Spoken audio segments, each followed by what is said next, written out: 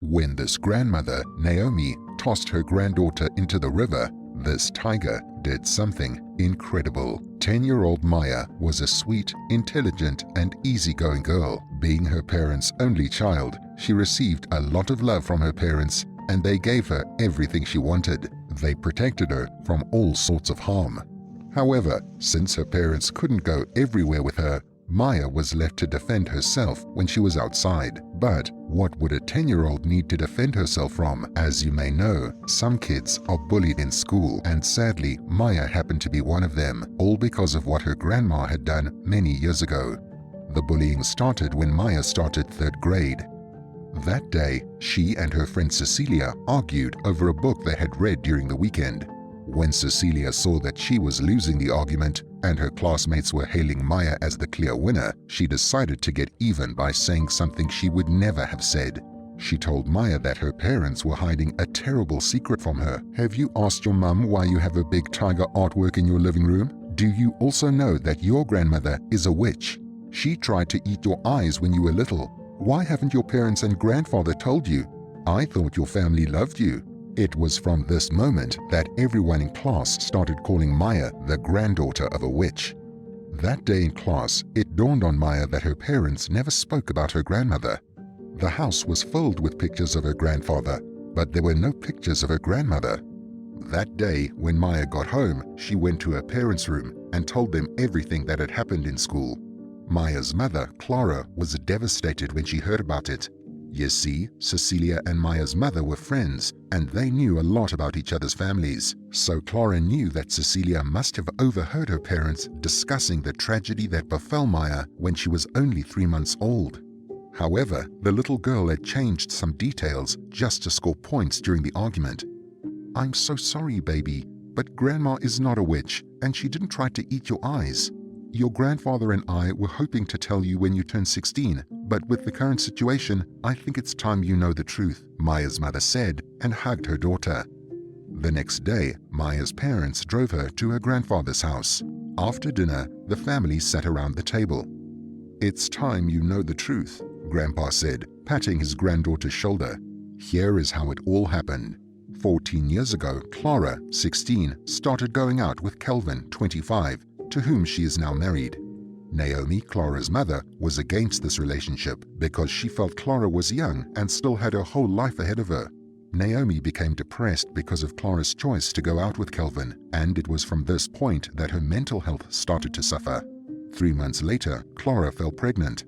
Naomi was disappointed with her daughter. She thought Clara had ruined her future. She became so angry and sad. She lost interest in her daily activities. She felt she and everyone around her were worthless. Soon enough, the doctors diagnosed her with bipolar disorder. In due time, Clara went into labor and Maya was born. Everyone was excited except Naomi, and she refused to carry the little girl in her arms. "I need you the most right now. Even if you will not forgive me, can you please accept my daughter?" Clara often told Naomi whenever she visited the house. After Maya's birth, Naomi's mental health deteriorated. And to make matters worse, she refused to take the drugs that she had been prescribed to treat her disorder. She spent most of her time talking to herself. She also started writing the word river on anything she came across. Books, walls, just name it. At this point, no one knew that Naomi was plotting something terrible. Whenever Clara visited her parents, Naomi would stare at the little girl and hiss at her. Regardless of Naomi's character, everyone felt she would eventually come around. Also, Clara didn't visit the house often so as not to trigger Naomi. On Christmas Eve, Clara and Kelvin visited Clara's parents. By this time, Maya was 3 months old, and Christmas was supposed to be filled with excitement, fun, and laughter, right? But this one would turn out to be a nightmare. Later that day, the family ate in the dining room, but Naomi didn't join them. Instead, she locked herself up in the room. When Clara went to check on her, she saw her sleeping. After dinner, the adults went upstairs to discuss Naomi's health. But they made a big mistake. They left Maya downstairs. The infant was fast asleep in her crib. About 15 minutes later, they returned to the living room, and what they saw scared the living daylights out of them. Maya wasn't in her crib, and the front door was widely opened. Clara immediately suspected that Naomi had something to do with it. So she rushed to her room and she found a note which read, "It's time to tell the baby goodbye." "She has the baby! She is going to hurt her!" Clara yelled as she ran down the stairs.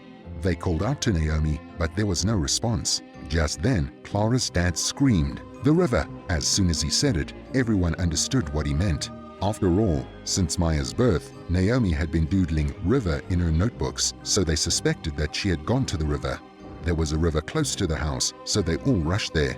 From afar, they saw Naomi running towards the river with little Maya in her hands. The little girl was now awake and crying. Naomi was already close to the river, and even if they were to run faster than Usain Bolt, they still wouldn't be able to stop her. But Clara didn't care. Her daughter was in danger, so how could she just give up without a fight? So she ran as fast as she could, and with tears streaming down her cheeks, she screamed, "Mum, please, you don't want to do this. That's your granddaughter." Naomi was a few feet away from the river when a roar suddenly filled the air. The river was surrounded by thick trees, and a tiger suddenly dashed out from a corner and ran towards Naomi. As soon as the woman saw the tiger, she froze, but after a few seconds, she recovered from the shock.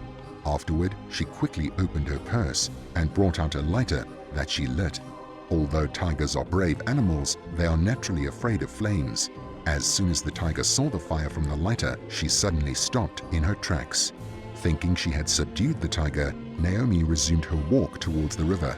Just then, the tiger roared again, and something amazing happened.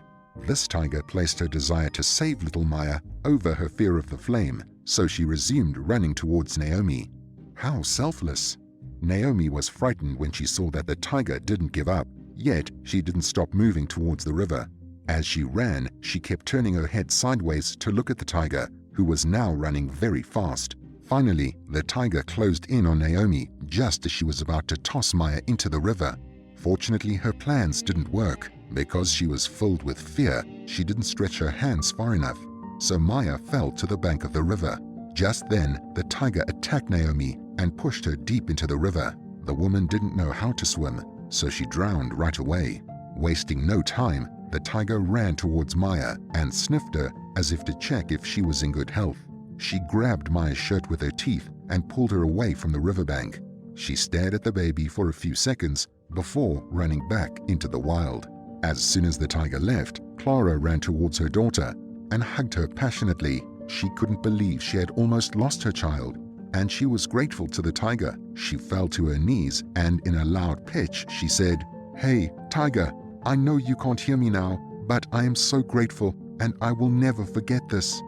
By the time Grandpa was done narrating the story, Maya couldn't hold back her tears. "I am sorry about what happened, but I also want you to know that Grandma isn't evil. She was bipolar at the time, and she didn't know what she was doing. I hope you can find a place to forgive her someday," Clara said. Heaving deeply, Maya said, "I understand, and I forgive Grandma wholeheartedly. I'm glad I know the full story." Later that evening, Maya asked her family members if they could erect a grave in Naomi's name, and they agreed. Now and then, they visit her grave. Also, Maya finally understood why her parents have a big tiger artwork in their living room, and she developed a strong interest in tigers. What do you think about tigers? Let me know your thoughts in the comments section. See you next time.